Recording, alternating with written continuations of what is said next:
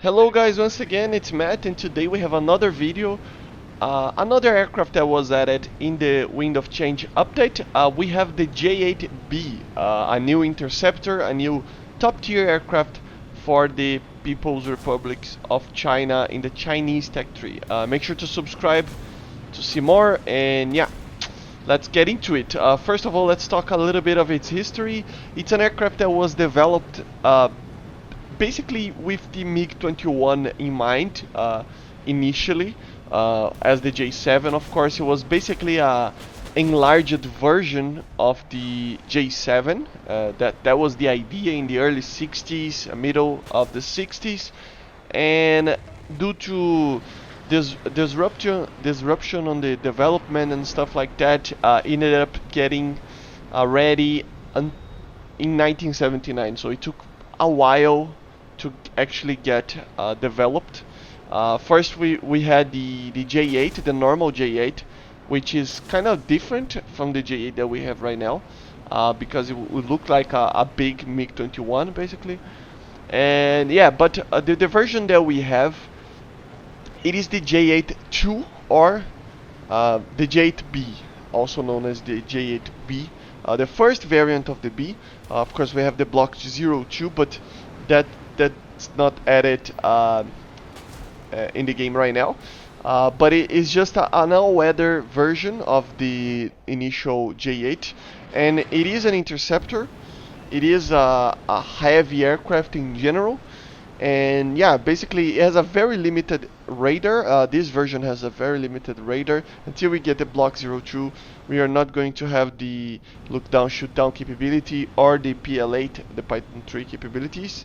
But we still have the Aspides, and we still have the PL5, which is a very capable missile and a very capable. Both of them are very capable missiles. So yeah, it entered servicing like in 1995 basically. So yeah, it's pretty new. It took a while to actually develop this aircraft, but yeah, I would say that the performance of this aircraft, of course, this is just a little bit of the history behind it, the idea behind it. There were plans to actually use the APG-66, which is the radar on the F-16, but because of Tiananmen Square, they actually embargo it, the radar. So we used a monopulse radar, which is pretty, just a very early radar in general, which is pretty weird because it is a 1995 aircraft, but it has a very old system of radar and fire control, and this will be the main problem of this aircraft. Let's talk a little bit of its performance. In general, it is very fast, a very fast aircraft. It has two MiG-21 engines, the WP-13. That was a bad shot there. I thought that was an actual fighter, but it was just a bot, and that was just completely, I mean, come on. But yeah, the radar, the engines are pretty strong, so it is fast. It does have the delta wings, so it can pull some crazy G's, you know. Even though it's kind of a heavy aircraft, it can outmaneuver even sometimes an F5. So yeah, it's the thing is that it is pretty strong. So the energy retention in general is pretty amazing, and that makes it so that even if it turns a lot, like any delta wing, it actually doesn't lose that much speed. You know, you can lose if you want to, so that can be used in a dogfight. So yeah, pretty good. Very fun aircraft in general, pretty amazing one. Has an SPO 10 RWR or similar to it. As you see, pretty limited RWR. But yeah, let's talk about the main problem of this aircraft, the radar. So being a monopulse radar, it is a very limited radar. The range in detection is supposed to be like 40 kilometers or 30 kilometers for very large aircraft, but in War Thunder you cannot get like B-52s and stuff like that. So you ended up getting locks from 15 in fighters, you know. If it's an F5, for example, it can be even less than that. So yeah, it's a very, very, very, very limited radar. And it's a very hard radar to use. Very weird way to lock it. As you see, we have the vertical area there inside the radar's area that it's a little bit more of a green tone, and you can only lock people when you are on that. So it makes it kind of hard to actually lock people sometimes, you know. But yeah, this is the main problem. It has the 23 millimeter, similar to the MiG-21 in the Soviet Union and Germany. It has the, as I said, the PL-5B, which also got changed this week, you know. Some people were asking me to actually do a video on that, but yeah, basically this is it. We have a 30G max loadout, max over G with the PL5 right now, and it doesn't have the instantaneous speed that it had before. So that makes it a lot better to actually get people. It makes it so that you actually can have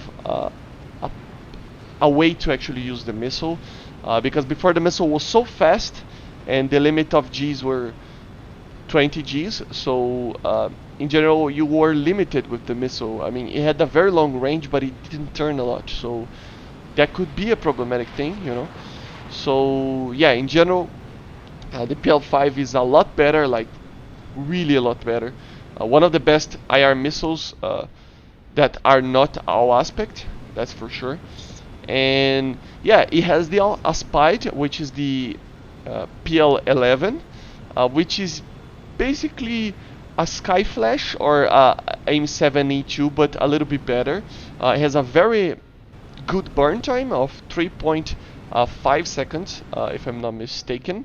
And it turns to, I mean, it says on the stat card that it can turn to 35 Gs, but in game it cannot actually turn that much.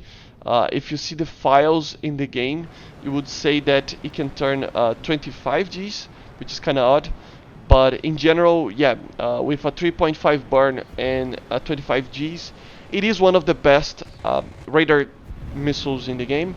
I still think it's not as capable as the AIM-7F, but and the R-24 for that matter.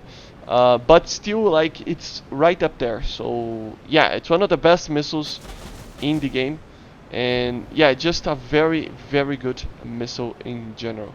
I mean, you have to be careful with the radar. As I said before, the radar is kind of finicky to use and just a bad radar in general, but the missiles are pretty amazing. I mean, I'm spaded this aircraft, and I got 2.0 of a KD in it, so that means that the aircraft is pretty alright. It doesn't mean that it's amazing, like an MLD that when you spade it you have like a KD of 3.0, but still, it's pretty good in general. I say in general a lot, I know that. Jeez. But the pros and cons, of course, as we normally do in the reviews. The pros, first, is the weapon system. So the Aspide, as I said, is an amazing radar missile.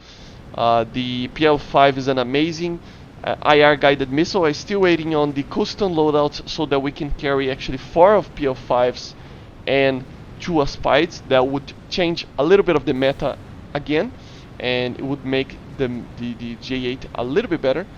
But yeah, the weapon systems are amazing. The cannon is amazing. The missiles are amazing. Yeah, pretty good. The flight performance, of course, is another pro. You know, it's a very fast aircraft. It can be comparable to the MLD in certain situations in speed. So it is a very fast aircraft. It can climb a lot. It's very strong. Two MiG-21 engines, so it's pretty strong.